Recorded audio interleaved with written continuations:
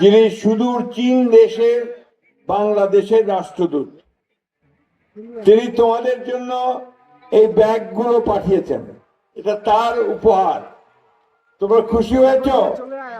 তার জন্য এবার একটা জোরে হাততালি দাও। তোমরা চীন দেশের নাম শুনেছ?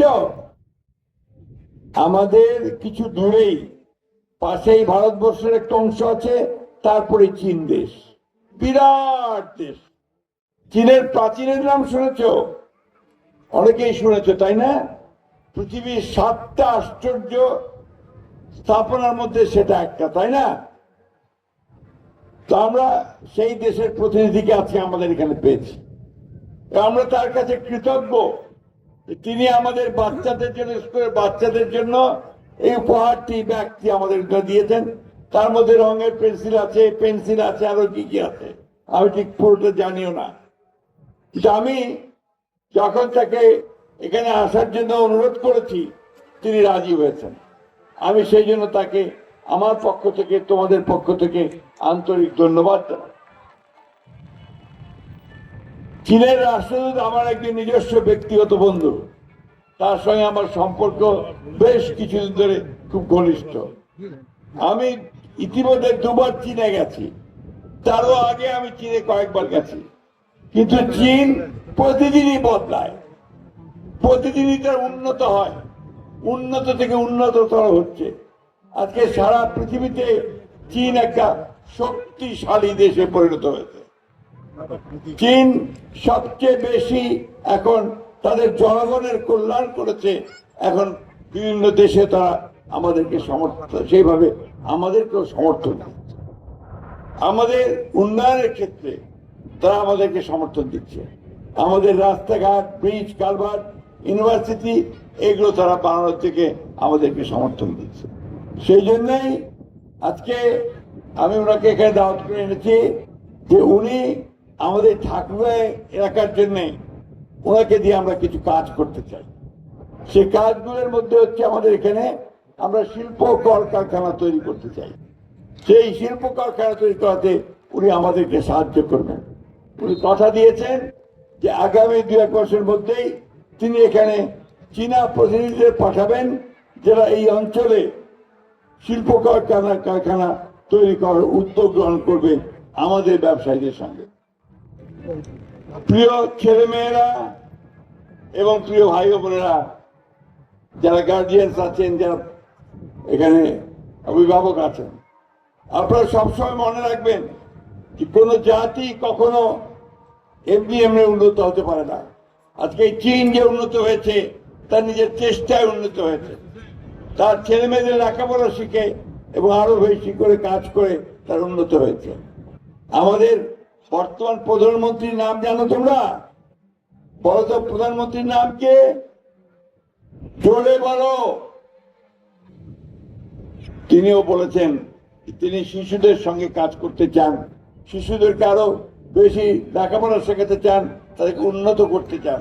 এই জন্য তিনি কতগুলো কাজ হাতে নিয়েছেন। একটা হচ্ছে যে তাদেরকে লেখাপড়ার সঙ্গে সঙ্গে তিনি বলেছেন সমস্ত বাচ্চাদেরকে তিনি ইউনিফর্ম দেবেন, আবার কিটস দেবেন, এবং বাচ্চারা যেন প্রতিযোগিতা করে টিকে থাকতে পারে সেই প্রশিক্ষণ তিনি তাদেরকে দেবেন। খেলাধুলা, কালচারাল অ্যাক্টিভিটিস সব তিনি করবেন। আমি তোমাদের বেশি সময় নেব না, তোমরা অনেকক্ষণ ধরে এখানে বসে থেকেছ, এখানে অনেক গরম, সেই জন্য আমি আর বক্তব্য বাড়াচ্ছি না। আমি শুধু এইটুকু বলতে চাই আমাদের শিক্ষক শিক্ষিকা যারা আছেন তাদের উদ্দেশ্যে, যে আপনারা আপনাদের স্কুলের বাচ্চাদেরকে সেইভাবে তৈরি করবেন যেন তারা বড় হয়ে দেশের জন্য কাজ করতে পারে, দেশের জন্য তারা সম্পদ হতে পারে, সেইভাবে কাজ করবেন। বাচ্চারাও সেইভাবে কাজ করবে। আমাদের সবসময় মনে রাখতে হবে যে আমাদের নিজের পায়ে নিজেদের দাঁড়াতে হবে, তাহলেই আমরা শুধু সামনের দিকে এগিয়ে যেতে পারবো। আপনারা ইতিমধ্যেই আমাদের তারেক রহমান সাহেব সরকার গঠনের পরে ঠাকুরগাঁও ইতিমধ্যে আমরা একটা বিশ্ববিদ্যালয়ের অনুমতি পেয়েছি। এই বিশ্ববিদ্যালয়টির কাজ শুরু হয়ে গেছে। আমরা একটা মেডিকেল কলেজের অনুমতি পেয়েছি। ইনশাআল্লাহ এই মেডিকেল কলেজের কাজও আমাদের ইতিমধ্যে শুরু হবে। সেই কারণে আমরা যেন দ্রুত আমাদের অন্যান্য কাজগুলো করতে পারি, সেই ব্যবস্থাগুলো আমরা নিতে পারবো। আমি আর বক্তব্য দীর্ঘ করবো না, শেষে বলতে চাই যে বাংলাদেশ চীন মৈত্রী এটা আরো দীর্ঘজীবী হোক, তাই না? তো সবাই তোমরা একটা স্লোগান দিয়ে বলবে, Bangladesh China friendship long live, long live Bangladesh China friendship. ঠিক আছে, long live Bangladesh China friendship. আবার বলো, long live Bangladesh China friendship society. তোমাদের সকলকে অনেক ধন্যবাদ। একই সঙ্গে I want to thank His Excellency. Please take your seat. I want to thank him because he has taken the trouble to travel all the way from Dhaka to his rising early morning and taking the flight here. I'm really grateful to him. এবং at the same time একই সঙ্গে আমি তার সঙ্গে যারা এসেছে তাদের প্রতি আমি গ্রেটফুল। এখানে নাফিসা একটু আসো, কামিয়া।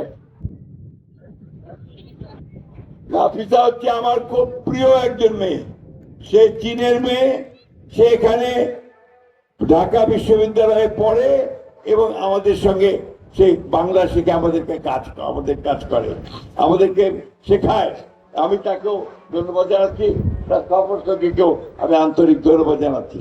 সকলকে আমি আন্তরিক ধন্যবাদ জানিয়ে আবারও সকলের কোঅপারেশন চেয়ে, সহযোগিতা চেয়ে বক্তব্য শেষ করছি। সিএ সিএ, ঠিক আছে? চীনা ভাষায় ধন্যবাদ হচ্ছে সিএ। সবাইকে ধন্যবাদ। তোমরা একটু জোরে সিএ সিএ বলো। ধন্যবাদ। আসসালামু আলাইকুম।